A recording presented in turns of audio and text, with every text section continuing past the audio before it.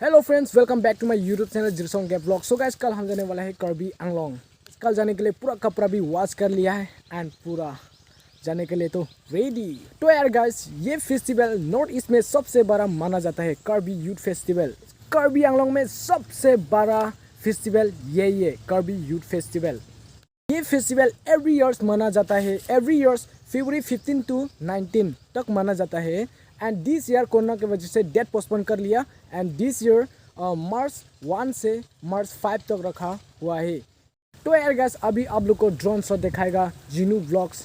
Jinu sir ने थोड़ा सा ड्रोन शॉट लिया हुआ है, वो करबी पीपल हॉल का जो एरिया है थोड़ा सा कैप्चर किया है ड्रोन से। तो ये ड्रोन शॉट थोड़ा क्लिप है, आप लोग को दिखाएगा। क्या ही मज़ा है, देखो।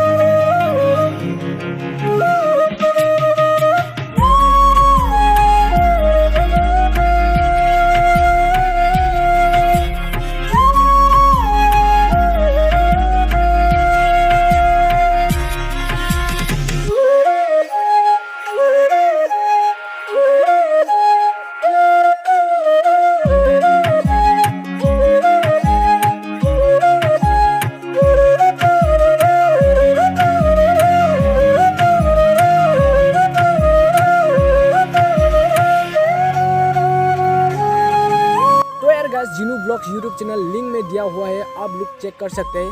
ये बड़ी मस्त ब्लॉग बनाता है, बड़ी मजेदार। चेक करो।